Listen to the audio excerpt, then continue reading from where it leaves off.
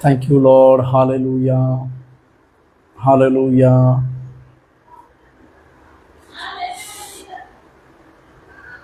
प्रभु यीशु मसीह के महान और सामर्थी नाम से और एक बार मैं इस सप्ताह के लिए परमेश्वर का धन्यवाद देता हूं।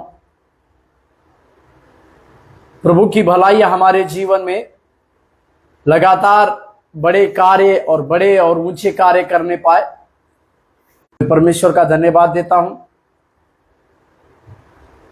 हर सप्ताह में हम एक नए विषय की ओर अपने ध्यान को लगाते हैं, नए विषय को हम सीखते हैं, नए विषय से कुछ बातों को हम सीखते हैं। आज भी एक नए विषय को हम इस सप्ताह में देखने पाए। सबसे पहले हम इस बात को समझने की जरूरी है, परमेश्वर जो कुछ भी बनाते हैं वो सबसे अच्छा होता है। परमेश्वर जो भी बनाते हैं वो सबसे अच्छा होता है। इसी के लिए परमेश्वर ने उत्पत्ति में 6 दिन में सृष्टि करने के बाद सृष्टि की रचना की।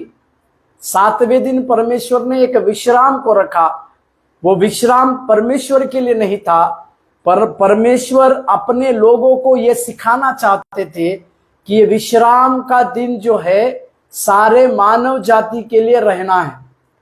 इसके लिए 7वां दिन विश्राम का दिन कह के हम देखते हैं। और इस यदन वाटिका में परमेश्वर ने यदन वाटिका बनाने के बाद, सृष्टि बनाने के बाद, सृष्टि की रचना करने के बाद परमेश्वर ने एक बेहतरीन काम को किया। परमेश्वर के वचन में लिखा हुआ है,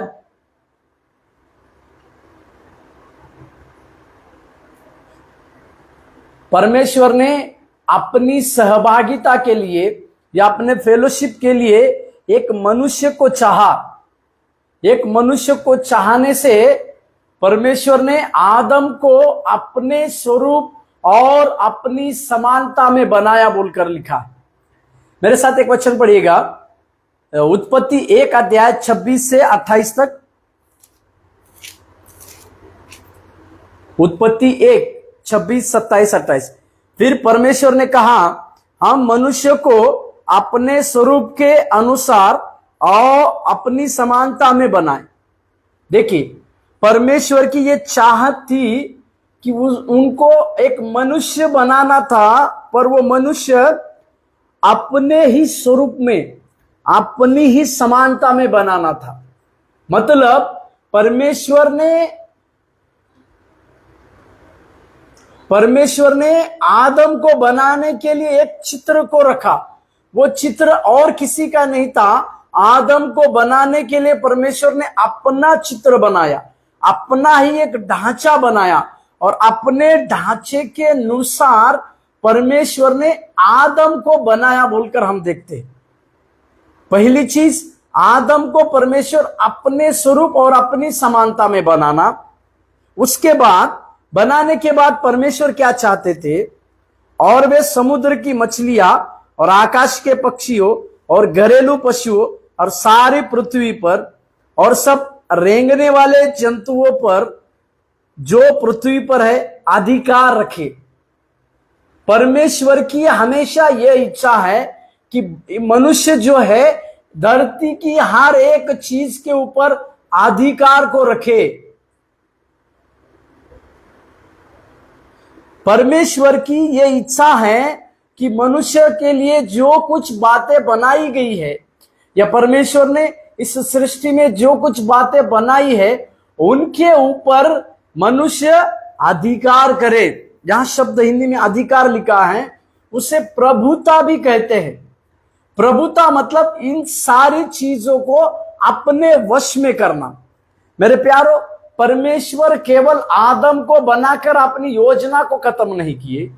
आदम को बनाने की सबसे बड़ी योजना परमेश्वर सहभागिता चाहते थे, और इस सहभागिता का दूसरा भाग यह था कि आदम के द्वारा परमेश्वर जो सृष्टि की सारी बातें हैं, आदम को इसके ऊपर प्रभुता करने के लिए कहते थे। प्रभुता करे, इसके बारे में परमेश्वर की एक योजना थी, और उसी को 27वें वचन को देखिएगा। तब परमेश्वर ने मनुष्य को अपने स्वरूप के अनुसार उत्पन्न किया, अपने ही स्वरूप के अनुसार परमेश्वर ने उसे उत्पन्न किया, नर और नारी करके उसने मनुष्य की सृष्टि की। 28वां वाक्य देखिए। और परमेश्वर ने उनको आशीष दी और उनसे कहा, फूलो फूलो और पृथ्वी में भर जाओ और उसको अपने वश में कर लो। जहां पर शब्द आया 28वें वचन में, अपने वश में कर लो। 26वें वचन में पाते हैं प्रभुता करे। और आगे देखिएगा, और समुद्र की मछलियां तथा आकाश के पक्षियों और पृथ्वी पर रेंगने वाले सब जंतुओं पर अधिकार रखो। 26वें वचन में परमेश्वर ने इस प्रकार की योजना बनाई कि उनके द्वारा बनाया गया पहला व्यक्ति आदम बनेगा, और आदम को परमेश्वर एक अधिकार रखने के लिए कहते हैं। 28वें वचन में देखते हैं हम कि सारे जो पक्षी है, जीव जंतु है, इन सारों के ऊपर परमेश्वर चाहते हैं कि वो प्रभुता करे और अधिकार भी दे। प्रभुता और अधिकार और वश में करना, इस सब बातों का एक ही अर्थ है। आज हम प्रभुता पाने के लिए या प्रभुता करने के लिए 3 चीजों के बारे में हम देखेंगे। हमें किसी चीज के ऊपर प्रभुता प्राप्त करनी है, अगर हमें भी किसी चीज के ऊपर, परमेश्वर के बनाए हुए चीज के ऊपर अधिकार को पाना है या प्रभुता को पाना है, तो 3 चीजों के ऊपर हम आज अध्ययन करेंगे।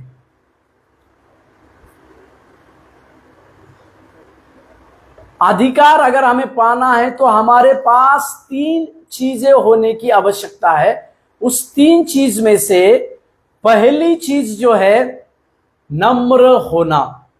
सोचिएगा, आदम के मन में किसी भी प्रकार की बातें नहीं थी।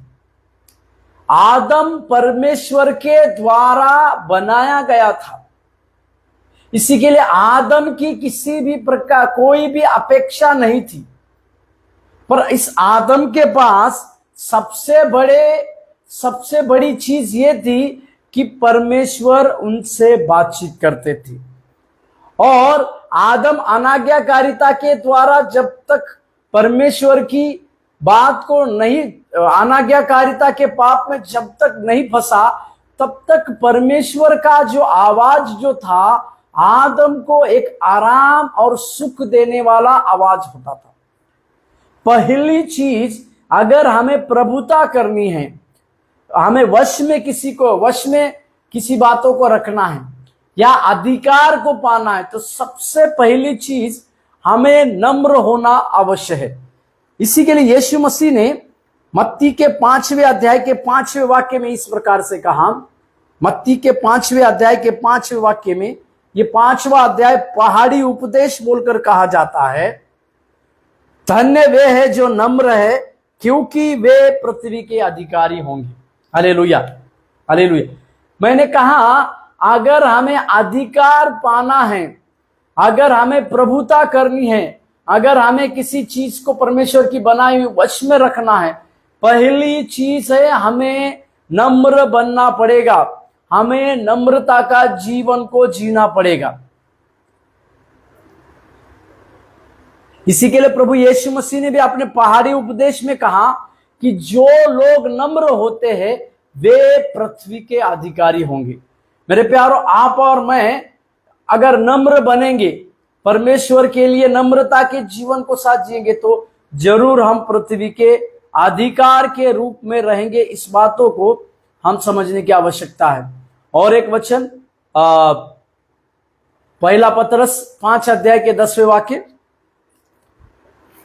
पहला पतरस उसके 5वें अध्याय और 10वें वाक्य को देखिएगा।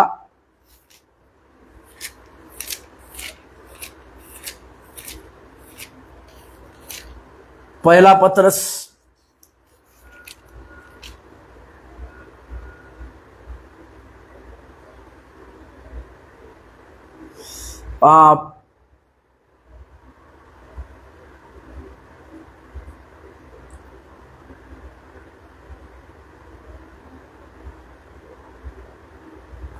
वहां पर इस प्रकार से लिखा है, अब परमेश्वर जो सारे अनुग्रह का दाता है, जिसने तुम्हें मसीह में अपनी अनंत महिमा के लिए बुलाया, तुम्हारी थोड़े देर तक दुख उठाने के बाद आप ही तुम्हें सिद्ध और स्थिर और बलवंत करेगा। परमेश्वर के नाम की महिमा और प्रशंसा होने पाए। वहां पर इस बात को देखते हैं हम कि हम जब परमेश्वर के लिए दुख उठाते हैं बोलकर जो लिखा हुआ है, मतलब इस दुख उठाने का दूसरा अर्थ यह है कि जब हम परमेश्वर के लिए नम्रता की बातों को लाते हैं, परमेश्वर के लिए नम्र बनकर हर प्रकार के दुख की बातों को झेलते हैं, तो परमेश्वर हमें सिद्ध, स्थिर और बलवंत करेगा। हालेलुया। 3 चीजें यहां पर परमेश्वर करता है। जब 3 चीजें यहां पर परमेश्वर करता है, जब हम नम्र बनते हैं या जब हम मसीह के लिए सब कुछ होने के बावजूद भी दुख उठाते हैं, तो परमेश्वर स्थिर, सिद्ध और बलवंत करेगा बोलकर लिखा हो। मेरे प्यारो, अधिकार पाने के लिए हमें नम्र होना जरूरी है, इसके विषय में हम देख रहे। और एक वचन को देखिएगा, याकूब का पत्री 4 अध्याय को देखिएगा, वहां पर लिखा हुआ है, याकूब के पत्री दीनों पर अनुग्रह करता है। यहां पर अभिमानियों का परमेश्वर विरोध करता है। यहां पर परमेश्वर अभिमानियों का विरोध करता है, और जो दीन है, जो दीन होते हैं, वो नम्र होते हैं, उनको परमेश्वर, जिन लोगों जो अभिमानी बनते हैं ऐसे लोगों का परमेश्वर विरोध करता है, पर जो दीन होते हैं, नम्र होते हैं, उनको परमेश्वर अनुग्रह देता है बोलकर हम देखते। इस नम्रता और दीन के उदाहरण में सबसे बड़ा उदाहरण प्रभु यीशु मसीह हमारे सम्मुख में है, जो परमेश्वर का एकलौता पुत्र होने के बावजूद भी उसने अपने आप को इस तरह शून्य किया बोलकर फिलिपियों का पत्री 2 अध्याय के 5वें वाक्य में लिखा है। फिलिपियों का पत्री 2 अध्याय 5वां वाक्य, जैसा मसीह यीशु का स्वभाव था, वैसा ही तुम्हारा स्वभाव हो, जिसने परमेश्वर के स्वरूप में होकर भी परमेश्वर के तुल्य होने को अपने वश में रखने की वस्तु को ना समझा। यीशु मसीह हमारे लिए नम्रता का सबसे बड़ा उदाहरण।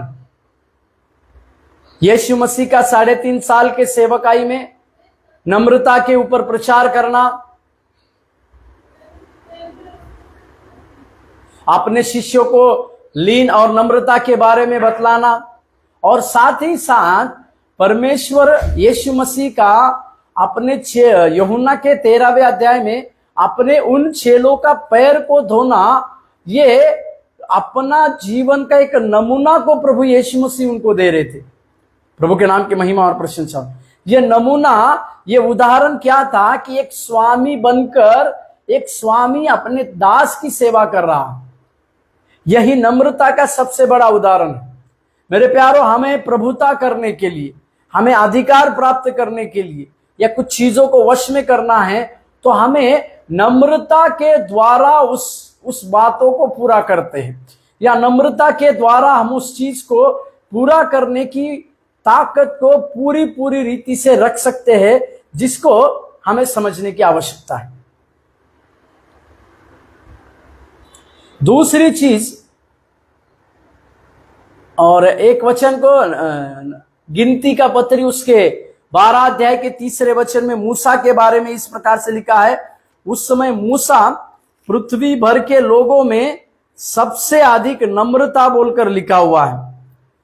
गिनती का पत्री उसके 12वें अध्याय को अगर हम देखते हैं, तो वहां पर इस बात को समझ पड़ते हैं हम। गिनती 12वें अध्याय 3 वचन, मूसा पृथ्वी भर के रहने वाले सब मनुष्यों से अधिक नम्र स्वभाव का था। मूसा का भी स्वभाव उस समय के पृथ्वी के सारे लोगों में से नम्र था बोल हम देखते हैं। मेरे प्यारों, हमें इस बात को समझने की जरूरी है, हमें इस बात को समझने की आवश्यकता भी है कि नम्र रहना हमें परमेश्वर के बड़े अनुग्रह के लिए मदद करता है। नम्रता के साथ रहना हमें परमेश्वर की परमेश्वर के द्वारा ऊंचे उठाने की बातों को भी दिखा। दूसरी चीज, अगर इस अधिकार को पाना है या प्रभुता को पाना है तो उसके लिए सरेंडर टू गॉड, मतलब परमेश्वर के लिए समर्पण करना, परमेश्वर के लिए समर्पण का जीवन को जीना। मेरे साथ खोलिएगा याकूब का पत्री 4 अध्याय उसका 6 और 7वें वचन को देखिएगा। याकूब का पत्री उसके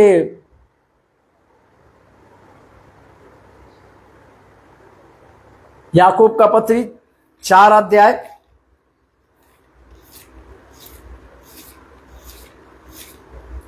याकूब 4 अध्याय 6 और 7 में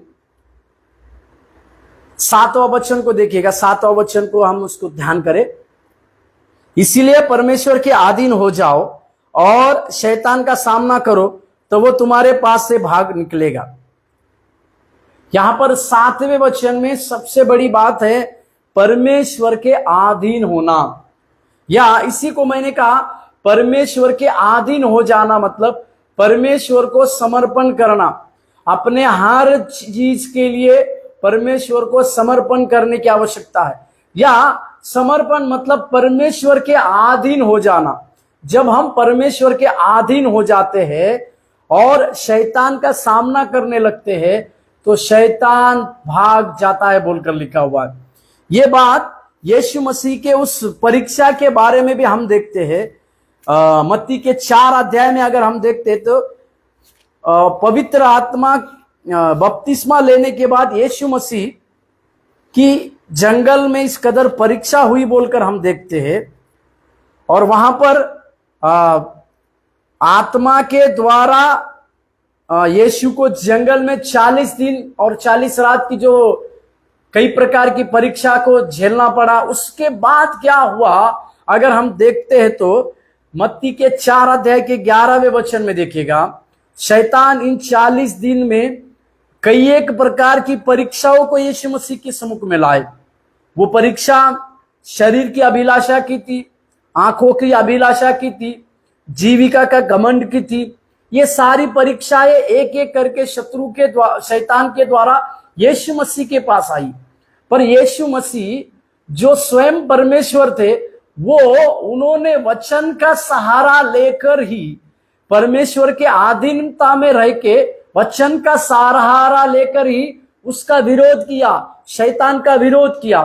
और इसका विरोध करने के बाद क्या हुआ है 4 का 11 देखिएगा, तब शैतान उसके पास से चला गया और देखो स्वर्गदूत आकर उनकी सेवा करने लगे। परमेश्वर के नाम की महिमा और प्रशंसा हो। शैतान उनके पास से चला गया। मेरे प्यारो, जब आप परमेश्वर के अधीनता में हो जाएंगे, परमेश्वर में समर्पित हो जाएंगे, जरूर और जरूर शैतान आपसे भाग जाएगा, क्योंकि वो झूठा है और झूठ का पिता है। इस बात को हम यूहन्ना में यीशु मसीह ने कहा, इसको देखते हैं। इसी के लिए जब हम और परमेश्वर के अधीन हो जाते हैं तो शैतान भाग जाता है। इसके बारे में भी हम समझने की आवश्यकता है। और याकूब के उस और एक वचन को देखिएगा, याकूब का 4 अध्याय का उसी वचन को, याकूब के 4 अध्याय 8वां वचन देखिएगा, याकूब 4 का 8, याकूब 4 का 8, परमेश्वर के निकट आओ तो वो तुम्हारे निकट आएगा। हालेलुया। और एक बड़ी उपलब्धि हमारी यह है कि जब हम परमेश्वर के निकट चले जाएंगे, जब हम परमेश्वर के पास चले आएंगे तो परमेश्वर भी हमारे पास आएगा। हालेलुया। प्रभु के नाम की महिमा और प्रशंसा होने पर परमेश्वर हमारे पास इसीलिए आएगा ताकि शैतान के सारे कार्यों के ऊपर विजय प्राप्त करने के लिए परमेश्वर हमें एक वॉरियर के जैसा इस्तेमाल करेगा। प्रभु के नाम की महिमा और प्रशंसा। इसी के लिए जब हम परमेश्वर के पास चले जाएंगे, जब हम परमेश्वर के पास आएंगे तो परमेश्वर भी हमारे पास आके हमें आत्मिक हथियारों को देकर, उस युद्ध की शस्त्र सामग्री को देकर शैतान के ऊपर बड़े विजय को प्राप्त करने के लिए परमेश्वर हमारी मदद करेगा। हालेलुया। प्रभु के नाम की महिमा और प्रशंसा। तीसरी और आखिरी बात, रेसिस्ट द डेविल, शैतान का सामना करना, जिसके बारे में हमने अभी पढ़ा कि शैतान का सामना करना जरूरी है। शैतान की बातों में फंसना नहीं है, शैतान का सामना करना ये हमारे लिए जरूरी है, जिसके वचन में हमने अभी देखा। मेरे साथ एक वचन खोलिएगा, रोमियो का पत्री 6 अध्याय 12 वचन को देखते हैं हम। रोमियो का पत्री 6 अध्याय 12 से। इसलिए पाप तुम्हारे नश्वर शरीर में राज्य ना करे कि तुम उसकी लालसाओं के अधीन रहो, और ना अपने अंगों को अधर्म के अधिकार होने के लिए पाप को ना सौंपो, पर अपने आप को मरे हुओं में से जी उठा जानकर परमेश्वर को सौंपो, और अपने अंगों को धर्म के हथियार होने के लिए परमेश्वर को सौंपो। तब तुम पर पाप की प्रभुता न होगी, क्योंकि तुम व्यवस्था के अधीन नहीं वरन अनुग्रह के अधीन हो। परमेश्वर के नाम की महिमा और प्रशंसा। यहां पर पाप के ऊपर प्रभुता करने के लिए, यानी पाप मतलब शैतान, शैतान जो पाप को लाता है शरीर के द्वारा, उस अभिलाषाओं के द्वारा जो शैतान पाप को लाता है, इस पाप को लाने वाले उस शैतान का हमें सामना करना है। व्यवस्था की बातों को अगर देखा जाए तो व्यवस्था में जो पाप करता था उसके लिए कई प्रकार के बलिदान की बातें थी, पर नए नियम में प्रभु यीशु मसीह आने के बाद हमारे ऊपर एक दया, हमारे ऊपर एक नम्रता, हमारे ऊपर एक अनुग्रह पहुंचा है, और उस अनुग्रह के द्वारा ही हम इस यीशु मसीह के उस वारिस बनते हैं, यीशु मसीह के राज्य में प्रवेश करते। इसी के लिए हमें हमारे पाप के सारे प्रकार के अंगों को त्याग देना आवश्यक है। व्यवस्था की बातों से तब हम छूटते हैं। इसी के लिए पौलुस भी इसी प्रकार से कहते हैं। और एक वचन देखिएगा, पहले कुरिन्थियों 9:27 में देखिएगा, पहले कुरिन्थियों की पत्री 9वें अध्याय के 27वें वाक्य।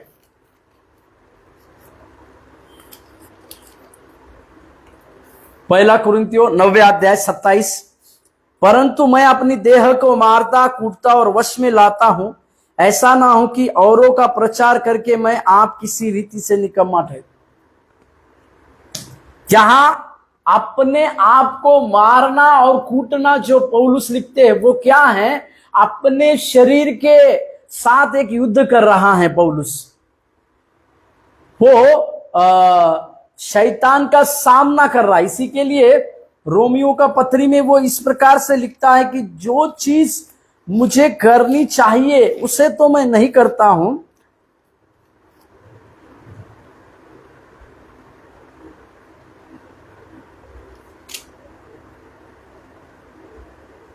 हाँ, रोमियो 7वें अध्याय में देखिए 15वां वाक्य, रोमियो का पत्री 7:15। जो मैं करता हूं उसको नहीं जानता, क्योंकि जो मैं चाहता हूं वह नहीं करता, परंतु जिससे मुझे करना आती है वही करता हूं। यदि जो मैं नहीं चाहता वही करता हूं तो मैं मान लेता हूं कि व्यवस्था भली है। तो ऐसी दशा, यहां पर पौलुस अपने आप का व्यक्तिगत बात को लिखते हैं कि पौलुस शरीर में है, और शरीर में रहने के चलते वे इस प्रकार से सोचते हैं कि जो चीज उनको करना है वो चीज को वो नहीं करते, क्योंकि वो शरीर की दशा में, और मनुष्य शरीर की दशा में रहने के बाद वो शरीर की बातों को ज्यादा करने के लिए ध्यान देते हैं। इसी के लिए हमें इस बात को भी समझने की जरूरी है कि शरीर में रहने के बाद हमारा मुकाबला इस शारीरिक अंगों से, अभिलाषाओं से होगा। इसी के लिए हम इसके साथ युद्ध करेंगे तो हम उस शैतान के सामना करने के बाद उसके ऊपर विजय प्राप्त करने वाले योद्धा बनेंगे। इसको समझने की जरूरी है।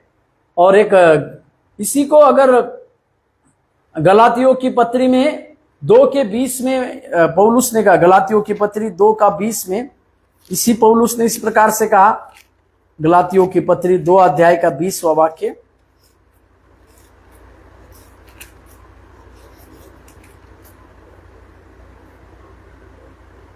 मैं मसीह के साथ क्रूस पर चढ़ाया गया हूं, अब मैं जीवित न रहा पर मसीह मुझ में है, और अब मैं शरीर में अब जो जीवित हूं तो केवल उस विश्वास से जीवित हूं जो परमेश्वर के पुत्र पर है, जिसने मुझसे प्रेम किया और मेरे लिए अपने आप को दिया। यहां पर पौलुस उस बात को कहते हैं कि अब मैं जीवित न रहा परंतु मुझ में मसीह जीवित है, और मैं उस मसीह के साथ क्रूस पर लटकाया गया बोलकर लिखता है। इसका अर्थ क्या है? इसका अर्थ यह है कि जैसे ही हम उस क्रूस पर चढ़ाए जाते, मतलब इस क्रूस के ऊपर हमारे शरीर की हर एक अभिलाषा की बातों को हमें डालने की आवश्यकता है। हमारे जीवन के उस सुख, चैन, आराम की बातों को भी वहां पर डालने की आवश्यकता है। ये सब करने के बाद परमेश्वर हमारे सामने एक क्रूस देखने की आवश्यकता है। वो क्रूस हमें लगातार ये बात को याद दिलाएगा कि हम अब शरीर में जीवित नहीं है। इसी के लिए शैतान को हमारे पास किसी भी प्रकार का अवसर नहीं मिलेगा कि वो हम पर वार करे। मेरे प्यारों, आज इसी बातों को हम अपने जीवन काल में समझने की जरूरी है। और लूका रचित सुसमाचार 9वें अध्याय के 23वें वाक्य में देखिए, यीशु मसीह ने कहा, उसका चेला बनने का मूल्य के बारे में यीशु मसीह ने कहा, लूका 9वें अध्याय के 23वें वाक्य, उसने सबसे कहा, यदि कोई मेरे पीछे आना चाहे तो अपने आप से इनकार करे और प्रतिदिन अपना क्रूस उठाए और मेरे पीछे हो ले। 3 चीजों को प्रभु यीशु मसीह ने यीशु मसीह के पीछे चलने का अर्थ क्या है, या एक चेला बनने का अर्थ क्या है, इसके विषय में कहा। यीशु मसीह के पीछे आने वाला हर एक व्यक्ति ये 3 प्रकार की चीजें करना चाहिए। सबसे पहला, अपने आप को इनकार करना, मतलब अपने स्वयं की हर चीज को, अपने अहम को, अपनी सारी बड़ी बातों को इनकार करना, यह सबसे पहली चीज। दूसरी, प्रतिदिन अपना खुद का क्रूस उठाना है। यीशु मसीह का क्रूस नहीं, अपने खुद का क्रूस प्रतिदिन को उठाना है।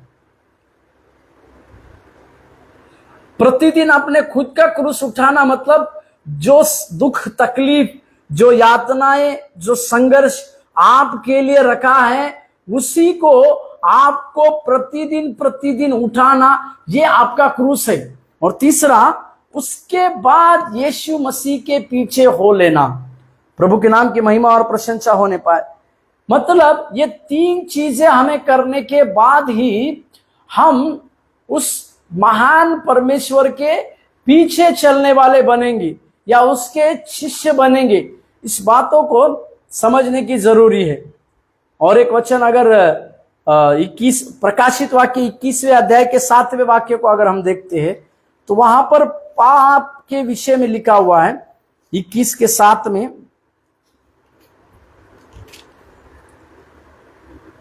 जो जय पाए वही इन वस्तुओं का वारिस होगा, और मैं उसका परमेश्वर होऊंगा और वह मेरा पुत्र होगा।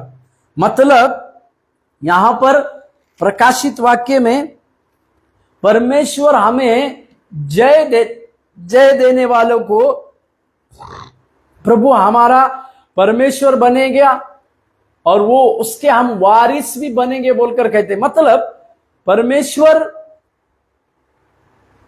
पूरी रीति से इस नए आकाश और नए पृथ्वी में पाप पूरी रीति से खत्म हो जाएगा बोलकर हम देखते हैं।